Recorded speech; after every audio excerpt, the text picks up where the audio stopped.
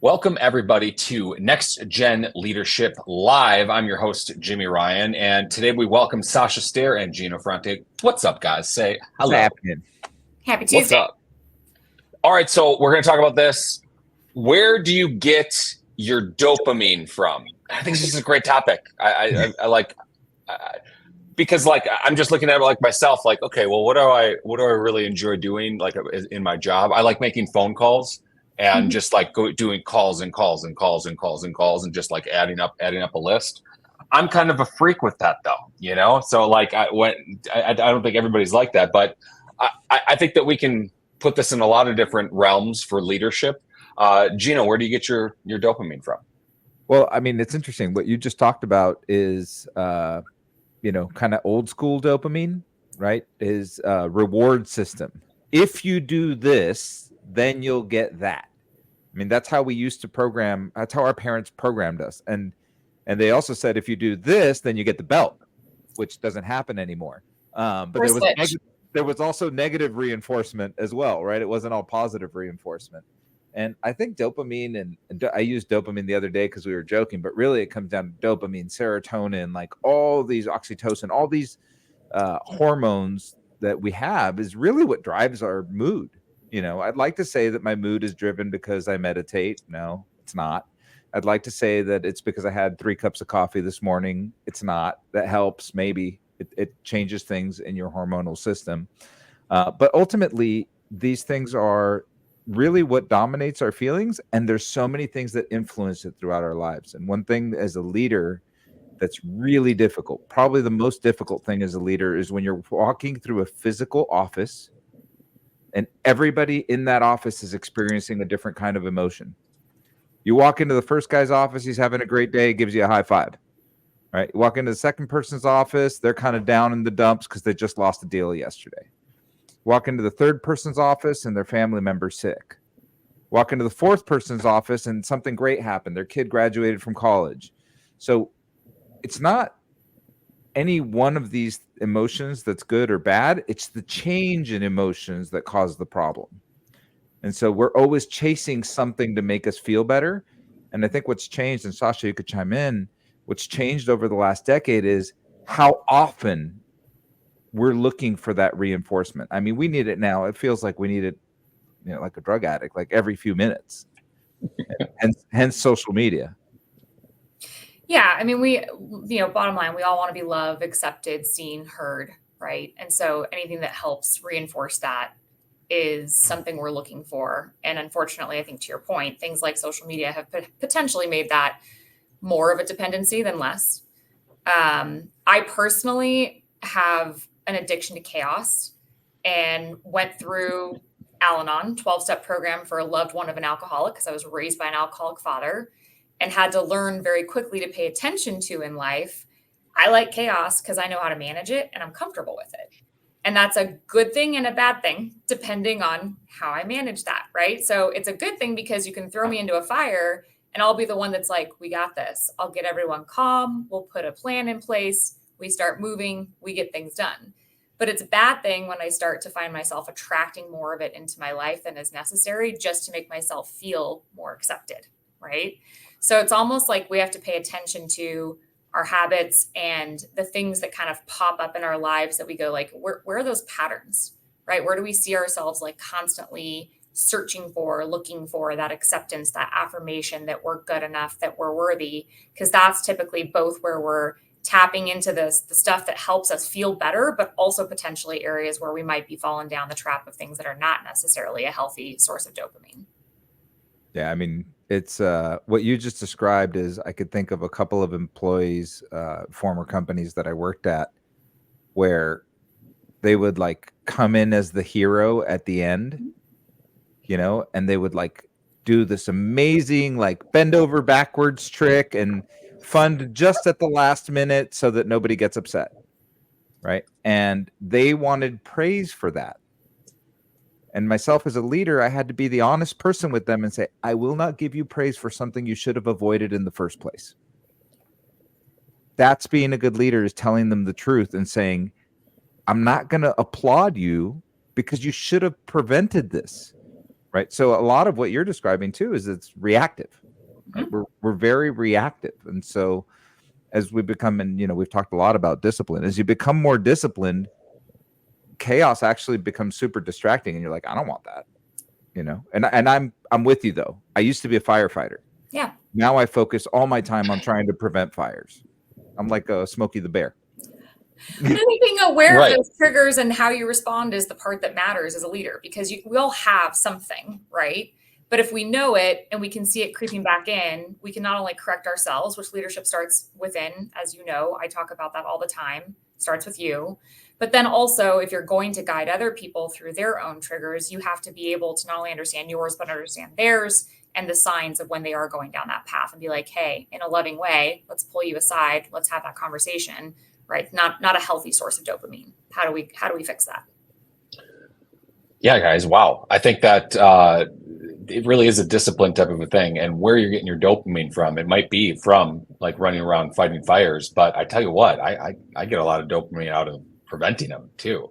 Like I think it's a weird kind of like maturity having the dopamine from the premature firefight than the 11th hour one. And I think that's really what it is. It's maturity in choosing what your dopamine source is. Sure. Well, if you think about it, what you're really talking about is that you were getting your dopamine after you were getting your cortisol. Because if you like fight or flight, right? If you want to be in fight or flight, you're going to get cortisol, right? And so then you've got all this cortisol, which is your stress hormone, okay, creating all kinds of havoc in your body. And then you flush it with dopamine because you did something right and you think you fixed it all and it's all great. It's like, who needs all that shit? Like, let's just Right. avoid all those problems and try to have a little more homeostasis. Like, You joked about meditation like not being your source, but I will say this, like my morning practice as well as time in nature really does help me ground enough that I can take on a day more aware and like get ahead of not starting fires to fight them, right? So I think different people, right? It's going to be a different scenario that works for them, but that actually does make a huge difference for me. If I don't ground in the morning, I am immediately operating from an ungrounded, uncentered space, and it is highly more likely that I'm going to be tapping into dopamine to solve for cortisol versus looking for dopamine for the positive reasons. So my morning routine has become like a little religion to me. It's important. I moved all my meetings except for 2 meetings a week. I don't have any meetings before 9 a.m. It doesn't mean I don't work before 9 a.m. Start sending emails at 5 a.m. But I don't have any meetings before 9 a.m. because I want to get into a state of mind where I've taken some of the chaos off my plate. I've solved some of the morning problems. I'm in a good state of mind and I feel good when I'm interacting with other humans. Right. And so morning routine does have a very big and important place in this. And for me, it gives me a sense of calm before I start my day. Exactly. Because my job is to react to chaos. I mean, the reality is we are in the mortgage business. I have a bunch of employees and chaos is there. It's everywhere. But we try to avoid it on every desk. And if everybody's trained to avoid it on every desk and we have a no drama policy, like it's pretty easy to be like, this, if anything ever brews, you're like, this sounds like drama. Does it sound like drama to you? Then we don't have any of that. How do we fix the problem? Like, I don't want noise. I don't want drama. I don't want emotions. What's the problem? What are the 3 potential solutions? I'll make an executive decision on which one we're going to go with. And if it's good, it's good. And if it's bad, it's bad, right? Like the reality is that's what leaders do, is make decisions.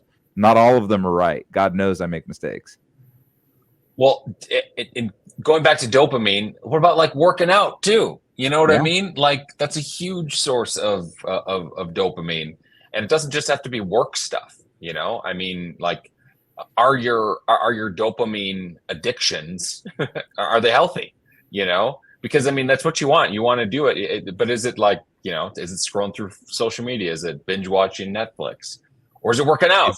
Is it drinking? Is it partying? Is it whatever? Right. I mean, there's definitely some negative paths you can go down as it relates to trying to satisfy these needs.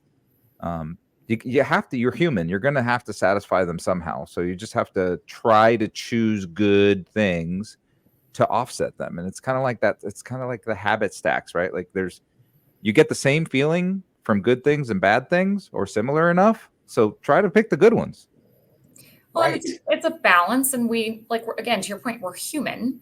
We're going to have chaos. We're going to have firefighting moments. We're going to have drama. We're going to have negative stuff that comes up. You can't avoid it all. And yes, you might have great practices in place to manage it when it happens. But the other side of it is, as a leader, as a manager, we often have to take it on for a minute and then manage it. And sometimes we don't always release that physiological response of having taken it on. And working out is a place where you can let go of that stress.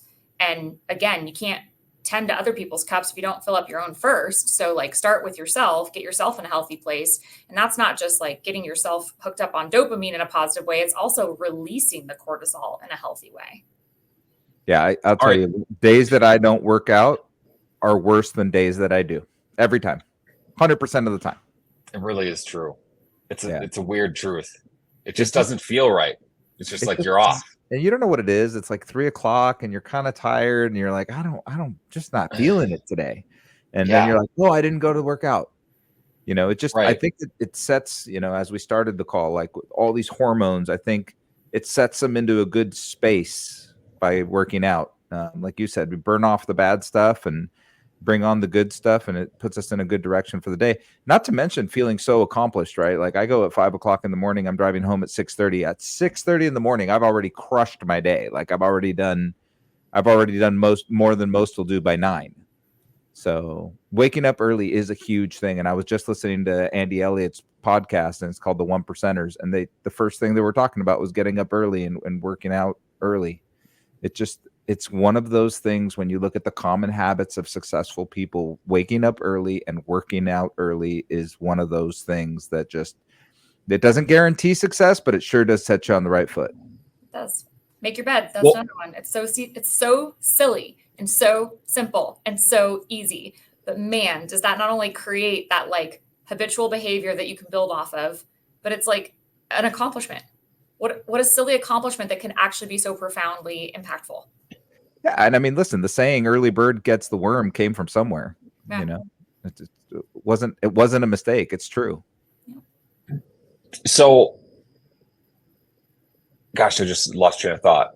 Okay, but I have a different thing I want to talk about anyway. So, how do you encourage people as a leader to choose the right healthy, habits, really, and really to choose hey, man, chase this dopamine. It's better dopamine.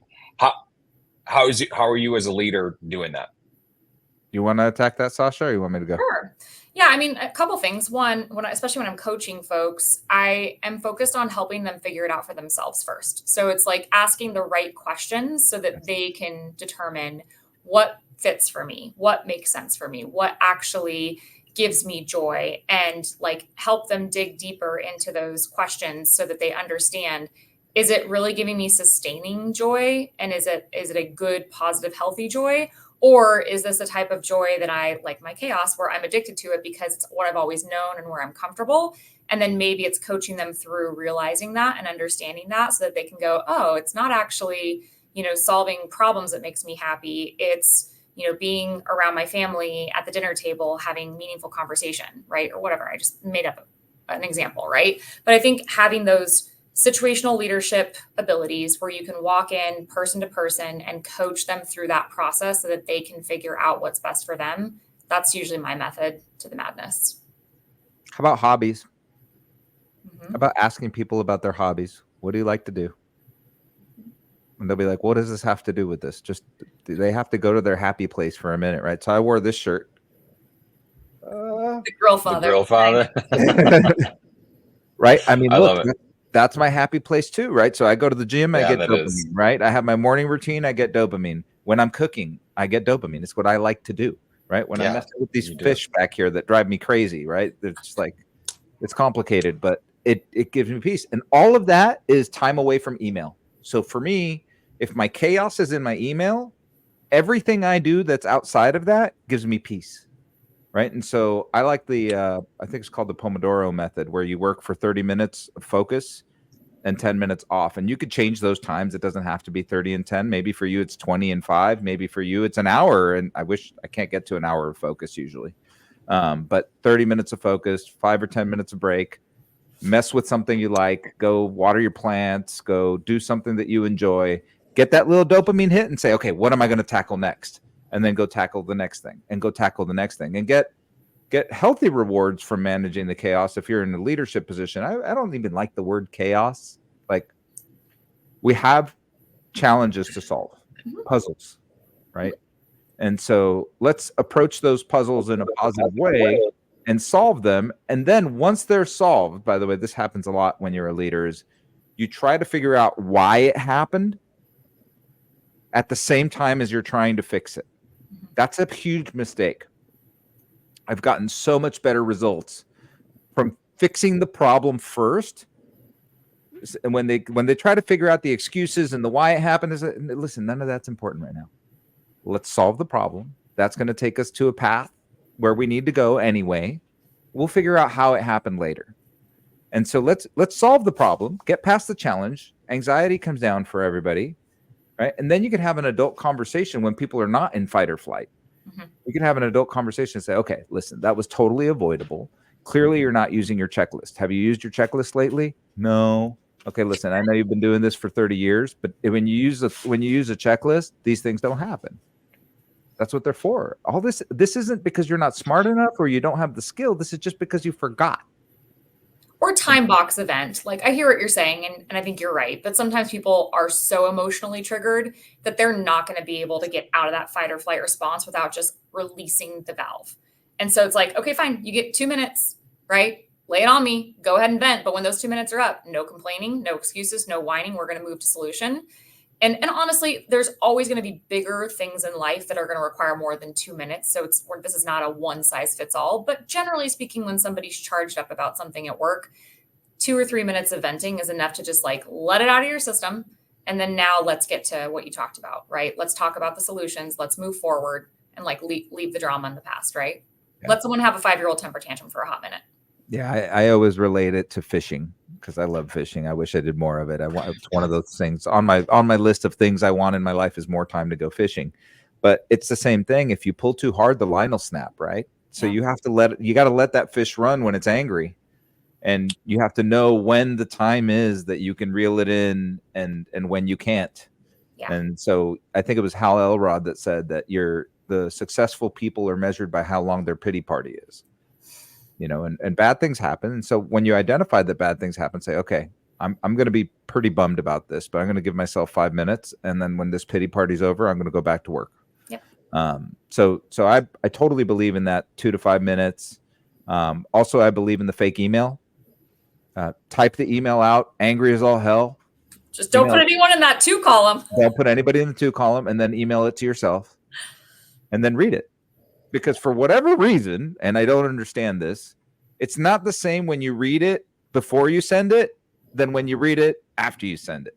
So send it to yourself, read it again, and be like, oh, that's a bit rough. Check the tone. Oh, it's not, my spaces are in the wrong place. I typed everything wrong. And then clean up. By the second time you write an email, things are so different. You write it better, your tone is better, you're less angry, but go ahead and have that rant in that first email. And I'm personally experiencing this today. So yesterday I had a verbal rant with somebody for just about a minute on the phone, just expressing something I didn't like. And then today I typed the email and I haven't sent it to anybody, but I feel better about it because I typed the email. Like, I don't even know if I'm going to send the email. It might not even matter. But I'm over it because I did those 2 exercises. So I don't know what hormone that gives you when you solve a problem like that. I don't know if it's dopamine or not. But it definitely reduces anger. So I think one last thing I want to, I guess, like do positive spins on dopamine is, and this is what I was thinking about before, is that you have to sometimes make your job into a game. And you were mentioning checklists before, Gino. I mean, it's fun to check a box. I don't know. I want to check that box. And like for me, I track all my calls. I have it, like I do check boxes. Like I'm addicted to it, but like I make a game out of it and I track all my numbers, and it makes it so that I get that dopamine hit from doing something that is going to advance my career, get me more money. You can do the same thing with real estate agent cold calls. You can like, hey, I'm getting to 40, you know, I'm going to call my 40 list or whatever. I'd recommend making more calls than that, but regardless, you can make a game out of this too. And I think that that's something that it's just a little hack to your job where you can make it fun and give yourself dopamine. Yeah, no, I totally agree with that. It's just completing projects is a rush.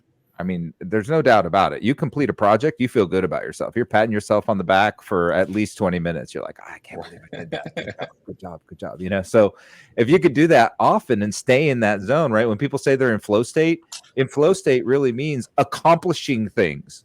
That's all it means. Who the hell came up with flow state? It's just getting shit done. Hey, This now, isn't the Get It Done podcast. Great talk on that momentum builder this year. Huh? I said I did a great talk on being in the state of flow at momentum builder this year. Yeah. I do think, though, you know, the checking the box for the sake of checking the box isn't great. And so I think it's helpful to put small, simple things on that list, too, because there are going to be bigger ones and you're maybe not going to be able to check it off as fast as you want to. But again, that gamification that you're talking about, Jimmy, where we get a high from being able to feel good about checking a box, then put some smaller, simple things on there. So that way you are checking a box every day. So you get that little kick, but you're not necessarily pushing yourself too fast to check a box that should maybe take a little bit more time. Yeah. And then also when you're checking those boxes, make sure that not all of them are work related, right? Like the morning routine boxes are just as important. The evening routine boxes are just as important. Like I'm like 3 days in a row, I missed my greens because I have them at 4 o'clock and I wasn't home. So it's like, well, now I missed it. Like then I was in my 6 o'clock routine. So, I mean, that's to the point. Like I've got all these bunch of little things that I've said along the way. I do this in the morning. I do this in before I go to the office. I do this when I get back. Like I've got all this like super hyper structured routine. And when you miss one thing, you're like, now what? You know, it's hard to sometimes get back on that wagon. It is hard. You missed 2 days of the gym. The third day, you're like, I don't know if I want to go. I know not everyone's an animal person, but man, the conferences that bring Adopt a Puppy to the conference itself, and there's like 6 puppies running around a little playpen, and you can just like take a break and like go over and pick up a puppy, is like the greatest idea ever. So like I get not everyone's an animal person. But if Sonia has been trying to tell me we need to do this for Momentum Builder. We need to have a puppy pen. And I'm like, what does that have to do with mortgage or with success or with anything? Puts you in a good mood. And guess what you do when you're in a good mood? You know, you buy shit. That's what you do when you're in a good mood. It would be why they have them at conferences. And you're also doing a good thing because these are dogs that are not just getting like playtime, but we're putting them up for adoption. We're finding them a good home. I'm telling you. All right, learn more about it on the Inside Job. Thanks for the pitch there. Plug. Appreciate it. The plug. Thank you. All right, we are. Guys, look, at the end of the day, so to summarize, there are good places to get dopamine. There are bad places to get dopamine. Identify where you're at with your own life, and try to just pick better sources. Yeah. You know, and if you can use one of the hacks, like a checklist, like we talked about, I think it's like building a business plan. Even just building the checklist is an accomplishment. Heck yeah. Yeah. Absolutely, 100%. All right, I want to thank everyone for joining us today. I especially want to thank Sasha Stair over there, the author of The Inside Job. I have it right next to me, so I wanted to just. Neither of you are going to read it until I put it on Audible, so don't even start with me. You got to put it in my ears. Everybody learns. I thought I just grabbed it. All right, this is Ben. Well done. Next Gen Leadership. I also want to thank Gino over there too. I forgot to say thank you for joining us, but we appreciate it, and we will see you guys next time. All right. See you next week.